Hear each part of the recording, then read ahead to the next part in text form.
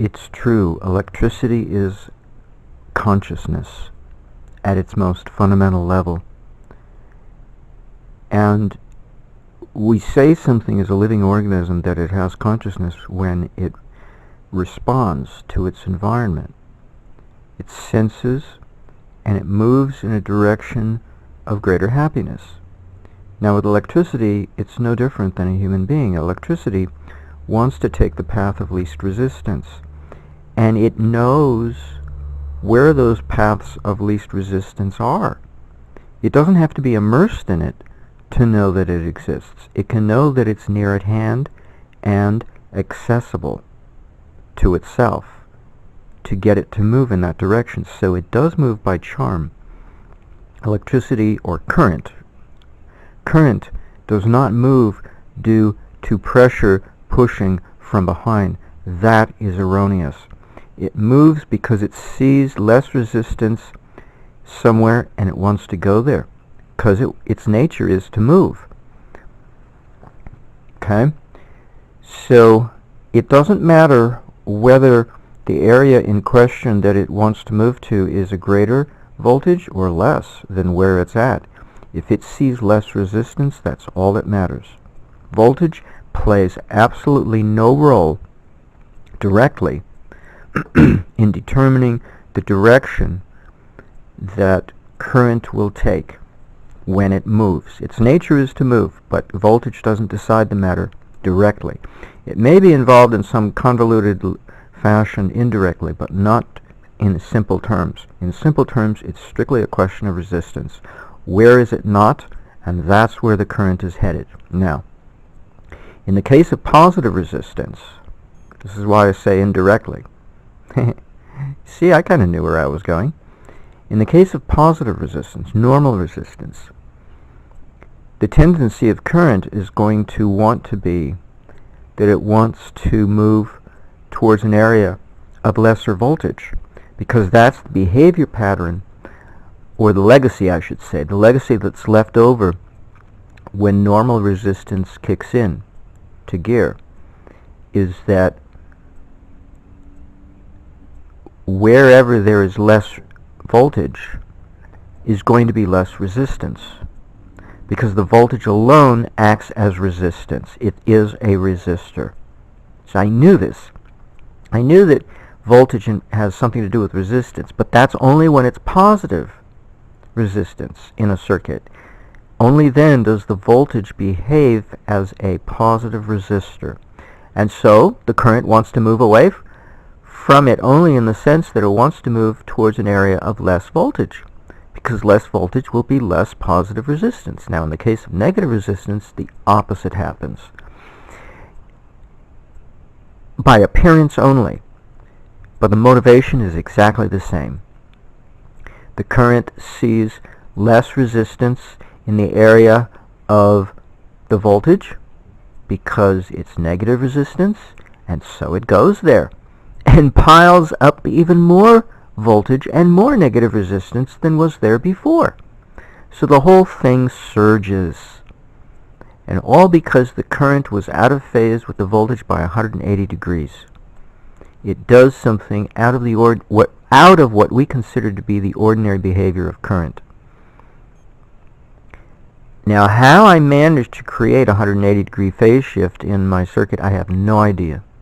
I don't know everything about it, and it's going to take probably a lifetime or a decade or whatever to figure out why it does what it does. But little bit, piece by piece, I am learning why it does what it does. It's a gift. You know, I bumble through simulations. I don't know what I'm doing, but I bumble with a purpose that I believe in overunity.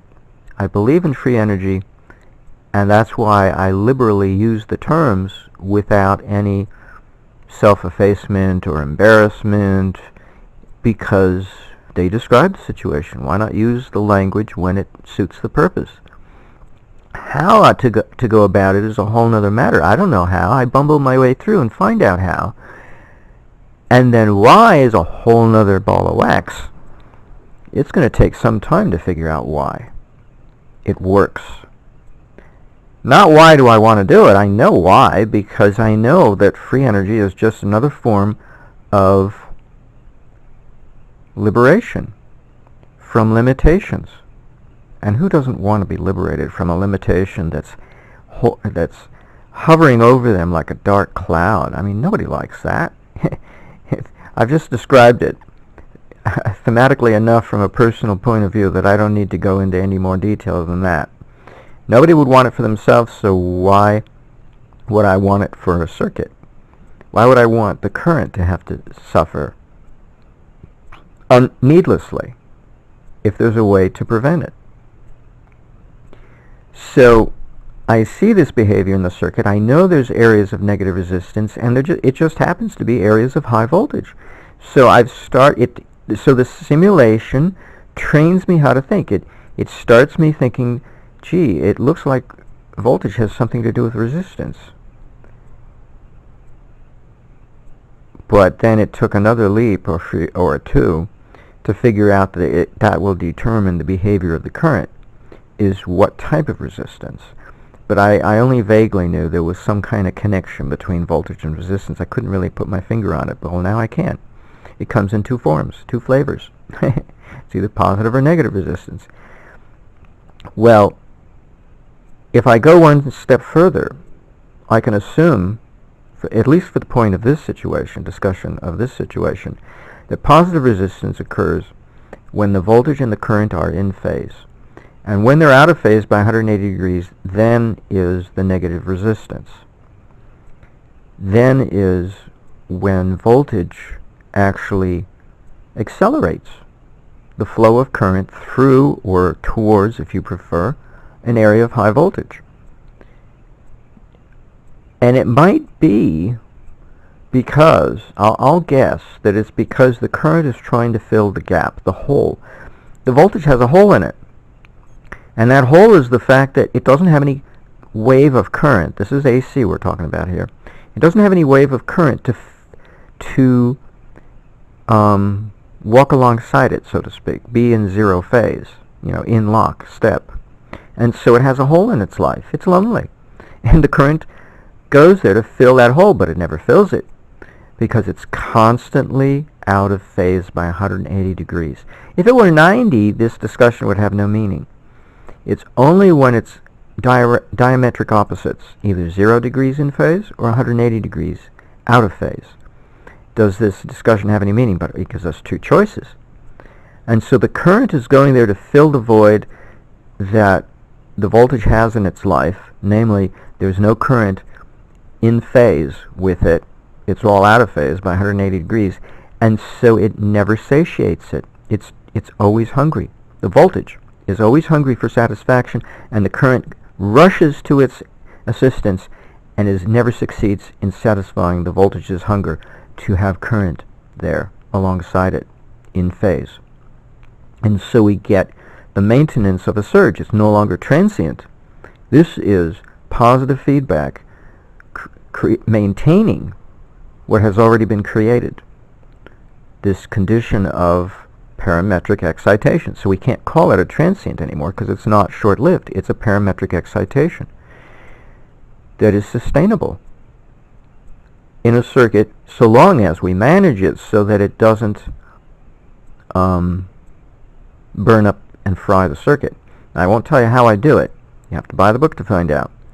But there is actually, the technique I use is the second technique. I've already tried another technique that I've oftentimes used, but I've used both, and that's what I had to do. I had to go back to my all the circuits, my God, so many in Paul Falstad's simulator that I came up with, and I had to reach into those toolboxes and try to see if I already have a solution to the developmental problem that I was having. The circuit wasn't developed enough, and I found one.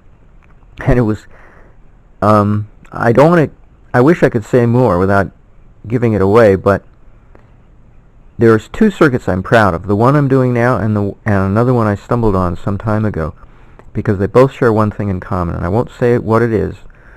If you buy the book, you might be able to figure out what it is, but it's a condition that's rare. Let me tell you, it's rare in all my bumbling around among overunity circuits. it's rare to get a particular condition to occur, and I haven't mentioned it yet, and I'm not going to in this video, or in any other. I haven't mentioned it, so it's a secret. But it's one other circuit I'm very proud of, and I've always considered that circuit to be a gift, because it's only afterwards I grow into an appreciation of what I stumbled on. Anywho, so I just thought I'd share this with you because it came to me, because it's been a problem, why is this? I know the electricity feels out the rest of itself happening elsewhere within the circuit. I know it has consciousness, and I know it senses what itself is going through, stretched out to other locations of the circuit. In other words, the electricity is not isolated in a circuit from the other electricity in a circuit. And ultimately, electrostatically, all electricity is tied together within the whole universe, because the lines of force of electrostatics reaches out and connects all points of electricity simultaneously. So electricity everywhere, to some degree, even as shallow as it may be, to some degree senses what's happening with all the other electricity in the universe simultaneously. It's instantaneous. It doesn't take any time. But that's electrostatics. And that's not something we're accustomed to making any use of, but it's useful to the electricity because it wants to keep in touch. It wants to communicate, and that's how it does it. Very efficiently. No effort involved whatsoever. Much more efficient than the way we do things. We do things by brute force through electromagnetics, and it takes brute force. It's very costly. Anyway, that's not related to my topic here in this video, but it is in a sense, because I'm trying to support the idea I keep harping on, that electricity is consciousness at its most fundamental state of development, or evolution if you prefer. It's like a primordial amoeba, yet it has all the qualities of a living organism. It wants to replicate, it wants to survive, it wants to develop and grow and evolve, and it wants to satisfy its need for whatever it desires. Whatever desires are programmed into it, let's put it that way, that are already programmed into it. It wants to do something about those desires. So it has all the qualities of a living organism, and we give it the opportunity for life by giving it a body to incarnate into. We've literally played God. We've played parent. We've played parenthood. We've fashioned a body called a circuit, and it's an opportunity for the electricity to come alive and be a living consciousness within the domain of the circuit. It's already a living consciousness outside our circuit, but we don't appreciate it. We take it for granted that the universe is already electrical. We have to have scientists tell us that, because we don't appreciate it. Until we build a circuit, then we appreciate it, because we put a little bit of ourselves into that circuit, or else we wouldn't identify with it as if it's my baby, it's my creation. I built that, whatever it is. If I build them in a simulator environment, a virtual reality, it's no different parenthood than somebody who builds it on the bench. It's a different circuit because the medium is different in which the two are built, but the act of parenthood is still the same. That's my baby, and I made that baby. And gee, am I proud of my baby? Isn't my baby the prettiest baby on the block? The usual parenthood pride. Yeah, it's pride. Vanity, it's vanity. It's very normal. Very normal to be vain. Anywho. So I hope that clears up a few things. It sure does help clear me up, because it really bothered me. Why would it happen? It's one thing we're told about negative resistance, and it's described to us, its salient features, But still, the little 4-year-old wants to keep asking inside my noggin, why? Why? We know what, we know how, but why? Somebody asked Charlie Lutz one time, why is the sky blue?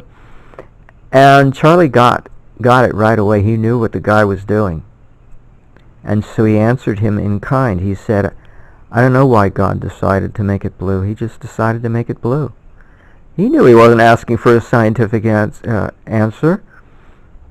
He was asking for why the Almighty decided to make it blue when he could have made it green or any other color. And on other planets, I'm sure it is other colors because it diffracts differently.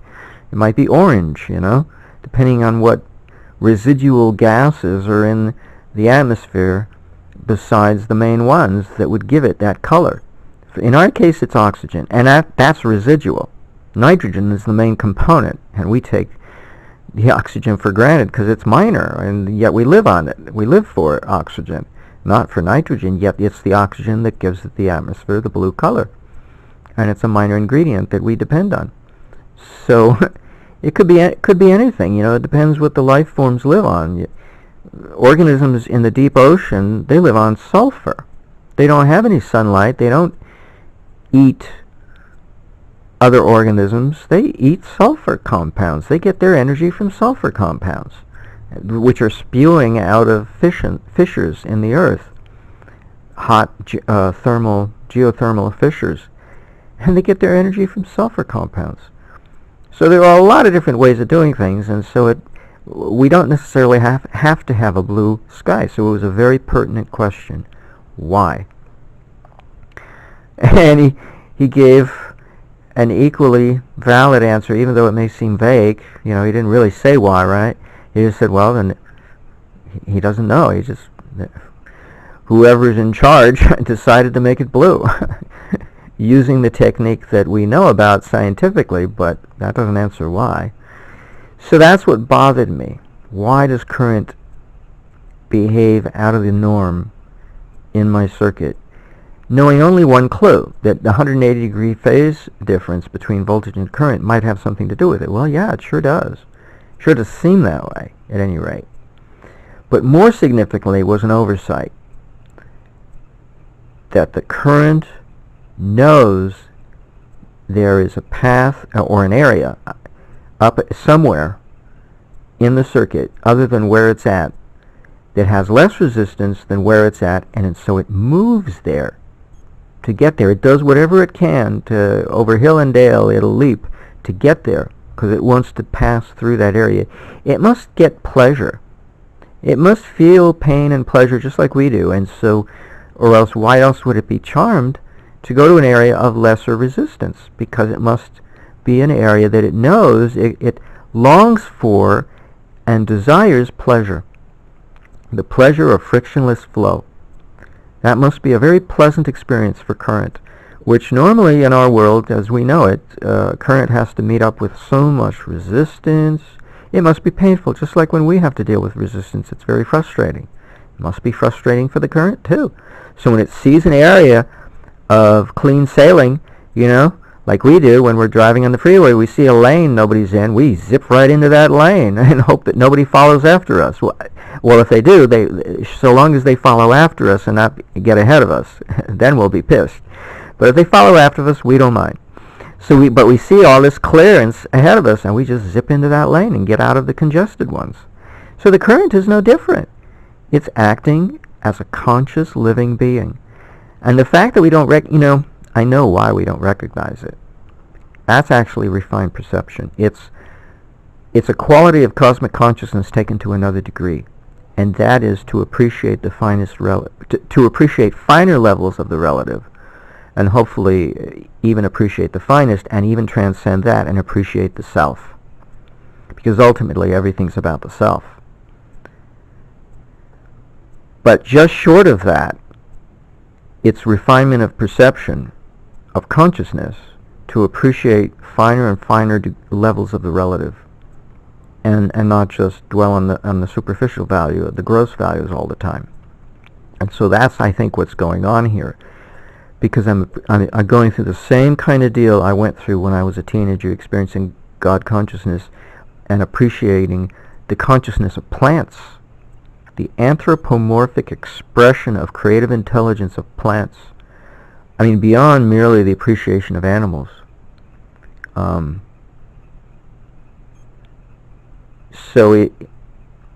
even hearing a little bit of the music of the spheres. I mean, you have to be very lucky to be able to hear the music of the spheres, because it's usually only the ones who are in CC who can, in cosmic consciousness, who can hear that. And even then, they're only allowed to listen to it maybe once. Charlie said he heard it twice. Because if you heard it all the time, you'd be a zombie goofball. You wouldn't do anything. You just sit there, you know, and you wouldn't do anything. You'd be so blissed out. So you're not allowed to sit in a human nervous system to hear it too often, if you hear it at all. I didn't really hear it. I sensed it as a kind of faraway, faint awareness. But I recognized it what it was. It's everything in creation vibrating in a harmonious fashion, in a unison of harmony. And everything was vibrating. Everything was consciousness. So I appreciated it as a teenager, but now I have to rediscover it all over again with sheer effort. I don't get to do it automatically. So I strain. But the outcome is I get to appreciate it thematically. Even if I don't get to see it with my inner vision, I get to see it with my inner understanding, which, from the perspective of somebody who knows somewhat what it is, what these things are, inner understanding is like a blind man feeling an elephant and telling you it has digestive problems or it has rheumatisms, even though it's feeling the tail. It tells you what's going on at the other end of the elephant, the nose. It's got a nosebleed, and it doesn't even see the nose, and it's a blind man, so how can he even know that the elephant has a bleeding trunk? But because he's feeling the tail. But it's that kind of thing. You grab hold of one thing, and you know about everything else that's connected with that one thing. Your awareness is like what I'm describing. The current functions as consciousness to go out and feel what's happening everywhere else within the circuit. And it may not, and it's not current, right? It's voltage. So here we go. That's the technique. That's why I say electricity is like consciousness, because it's using electrostatics to feel out what's happening elsewhere within the circuit. So I already knew the answer, and I didn't even realize it. That's uncanny. So the current is the emotion that of the electricity that wants to experience pleasure to a greater and greater degree via areas of less resistance, knowing full well it's transitory. Well, maybe not knowing full well it's transitory, but be that as it may, it risking the transitory nature of current passing through an area of low resistance, it's still willing to go there anyway, just so that it can have that moment of pleasure and move away from areas of higher resistance that are not giving it a whole lot of pleasure. So it's not being forced to go anywhere, it's just being drawn to go somewhere else that's far more gratifying, going to be far more gratifying. It anticipates the prospect of pleasure, greater pleasure than what it's having currently, presently. So there it is. It feels where to go because of electrostatic pressure. You know, electron volts, the electromotive force. It uses the electromotive force to communicate with its environment and to be aware of its environment, and then it makes decisions based on the magnetomotive force wanting to maximize its pleasure. There you go. And all within a context of time. Time is the umbrella, the overarching umbrella that oversees all of this. And in that union of three factors, three forces, those three factors or forces make up all there is we need to know about electricity in a very neat and tidy package. I just explained it anthropomorphically. I gave my own experience, my own perspective of how I would function if I were in the shoes of the electricity, so to speak. How would I behave? And that's the simplest way to describe it. Anything else is overly complicated and largely unnecessary. Unless you are trying to be obtuse, or maybe you already are obtuse and you can't help yourself. But be that as it may, I'm trying to keep it simple, and the only way to keep it simple is to keep it clear. No, is to keep it clearly in terms of oneself. Because who do we know best of all but the self? Better than what we know about anybody else or anything else, we know ourselves best of all. So why shouldn't I describe it in terms of myself? Why should I describe it in terms that are so, I want to say archaic, because they're so cold and and depersonalizing? You know, there's been plenty of movies made on the depersonalization of human society, this fear that that'll happen in the future, and I think it already has. Charlie Chaplin did such a movie called Modern Times, because we identify with our work surrounding machines to such a degree that we start to think like machines and cater to machines and the behavior of machines as if we don't matter anymore. It's been quite a revolution. It's no longer an industrial revolution or even a revolution of information. It's a transformation of the human psyche. We're not natural anymore. Hopefully we'll come out of it a better person and all for it when we figure out how to be better than what we're doing now, because this is not the best of what we can do with our life, but it's a means to an end. I hope it's, yeah, I'm sure it'll turn out in some fashion. We'll figure out how to be more natural and less, I don't want to say archaic, what's the word? Contrived. Literally, our machines have contrived ourselves into a non-human life, or an unnatural life that's not human anymore. Anyway, we'll come out of it. Because, see, now I'm interpreting electricity in terms of myself, so I already have. And now why not make a machine that behaves in terms of what I know about myself, instead of, you know, what they teach you in school has nothing to do with oneself. And we think, oh, we got to learn a new subject. No, it's myself all over again. It's still myself. It's one subject. Many topics, one subject. It's never a different subject. It's always the same subject, myself, even though it's a different topic.